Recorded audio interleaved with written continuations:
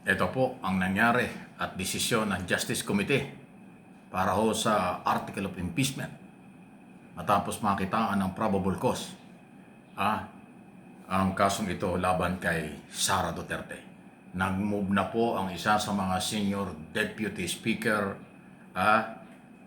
JJ si Dave Suarez, J. Suarez para ho sa motion na inapruban at pinagkasunduan ng mga membro ng komite. Pakinggan po natin. I move for the approval of the committee report, the attached resolution setting forth the articles of impeachment against the Vice President Sara Z. Duterte as amended. So moved, Madam Chair. Second, Madam Chair. There is a motion to approve the committee report with the attached resolution setting forth the articles of impeachment against the Vice President as amended. The same has been seconded. Is there any objection? Madam Chair, just a bit of an amendment to the motion. What's the pleasure of the Honorable De Lima? Can we add with the attached articles of impeachment? We Because- are following the wordings of the rules of impeachment, Yes, which we says attach- setting forth the the articles of articles of impeachment. impeachment. So no need to specify with the attached. I don't think articles of it is impeachment. needed. Thank you.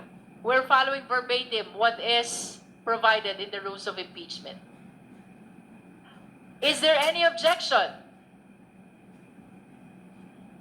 Hearing none, then it means that this is unanimously approved. But again, for purposes of accuracy of the record, may I request the justice members present to raise their hand to show support in the approval of the committee report, the attached resolution setting forth the articles of impeachment as amended. Please raise your right hand. Ayan o, magtaasan na po ng kamay. Final decision ng Justice Committee para sa Article of Impeachment ni Sara Duterte, Vice President ng bansa. Ayan o, dami. Talagang lahat ng mga present congressman sa Justice Committee ang nakataas ang kamay. Kaya tahimik sila, kahit nakataas, bibilangin yan. Tapos kung ilan yan, i-announce ng chairman for the record. Actually, unanimous decision na yan. Pero kailangan pa rin po ang for the record ng kanyang merong pagtaas ang kamay. So lahat to, ayan, pagpapatunay doon sa sinasabi ng mga ayaw ma-impeach si Sara na nag-withdraw na daw po yung iba. Kalokohan. Anong withdraw? Ayan, no? Unanimous decision na naman. You may put down your hands. Ayan o, tingnan natin kung ilan yung pumirma, present congressman. Pumirma tuloy, yung tumaas ang kamay. I-adopt ang resolution para sa article of impeachment against Sara Duterte. Nagawa po ng sekretary yung kumpletong listahan kung ilan. Ayan, okay? So ayan, malinaw po. At bahagi po ng formal, maayos na proseso ng Justice Committee.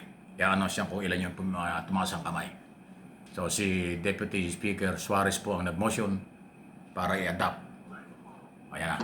Tingnan natin. Let it be placed on the record Ayan na. Ilan daw? that 55 55. out of 55 justice members physically present manifested their support to the approval of the committee report, to the attached resolution setting forth the articles of impeachment as amended.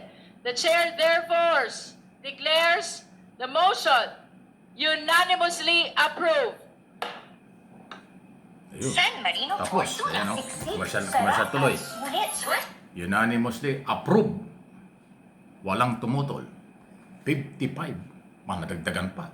Makita nyo. Diba no, nakarang hearing para doon sa probable cause, 53-0. Ito ngayon, 55-0. So, ayan na ngayon. Ulitin ko ha. Kasi 2 araw na, 3 araw na pinapalabas ng mga pro-Duterte, nag-withdraw na daw ang mga congressman babawiin na binawi na daw ang kanilang pagsuporta sa probable cause. Nagkakalat na daw ang mga congressman at hindi maninindigan. Lahat ay fake news na naman. Ito nagpatunay, nadagdagan pa. Ulitin ko on record yan 53-0 dati. Ngayon 55-0. Wala na isang tumutol. So ayun na yun. Article of impeachment na po. Papunta yan sa plenaryo for approval. So nasa na yung sinasabi nyo nag-withdraw? Ang dami talaga yung ginagawang kalokohan.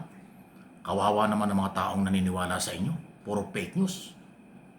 Sinabi ko naman sa inyo, ako nagsabi na nung isang araw pa. Ang aking personal observation, hindi ko man pinangunahan, opinion ko lang, majority ng mga congressman ay susuporta sa article of impeachment. Hindi lang 1/3, hindi lang 106. Majority ng 300 plus congressman ang susuporta dyan. Ayaw nyo maniwala Pinakakalat ng mga Duterte supporters, Duterte vloggers na nag-withdraw na daw. At hindi daw makukuha ang enough number sa Kongreso. Huwag nga, tumigil nga kayo ng inyong mga kalokohang pinagsasasabi. Paano lalabas ang totoo kung walang trial? Sa Kongreso, probable cause pa lang. Wala pang matibay dyan. Ang doon makikita sa actual trial dahil doon hihimay-himayin sa Senado. Yan. Kaya ako ito diniti. Naaawa na ko sa mga taong napapaniwala nyo Yung mga vlogger na mga pro-Duterte, puro panlilin lang ang ginagawa. Akala mo may numero sila. Akala mo laging sila'y malakas. Akala mo lagi silang tama. Pero sa katotohanan, kabaligtaran katulad nito. Nasaan na na-withdraw? Bakit nadagdagan pa? Nasaan sinasabi niyo hindi susuporta? Babawiin na yung suporta doon sa probable cause. Babawiin na yung suporta doon sa Committee on Justice. Anong nangyari? Bakit nadagdagan pa? So hindi totoo. Muling panlilin lang ninyo. Wala na kayong katigil-tigil ng panlilin lang. Wala na kayong kasawa-sawa. Mapapailing ka na lang. Kaya kayo pong mga Pilipino, Luzon, Visayas, Mindanao at sa buong mundo, hindi ko po kayo pinangungunahan, pero akin pong paninindigan, hindi talaga ako sasama sa mga ganyang klaseng panloloko sa bayan. Ako at ang aking mga channel at sa inyong suporta maninindigan tayo. Prinsipyo, ebidensya at katotohanan. Hindi panlilin lang. Ang nagsasabi lang na ako ay bias, nanlilin lang o mali, fake news, yan yung mga nasasagasaan ko. Yan yung hindi matanggap dahil totoo sinasabi ko. Yan yung mga galit sa akin dahil hindi nila ako makumbinsing sumama sa kanila. Yan yung mga taong nasasaktan sila dahil sinasabi ko ang totoo. At yan po ay paninindigan ko. Hindi ako bibigay sa mga taong yan.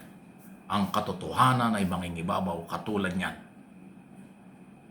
55-0. Wala ni isang tumutol. Lahat pumabor. Para dalhin na sa plenaryo for approval ng buong Kongreso. Kaya tandaan niyo sinabi ko, majority ng congressman susuporta dyan, hindi lang 1/3. Peace, life, and share.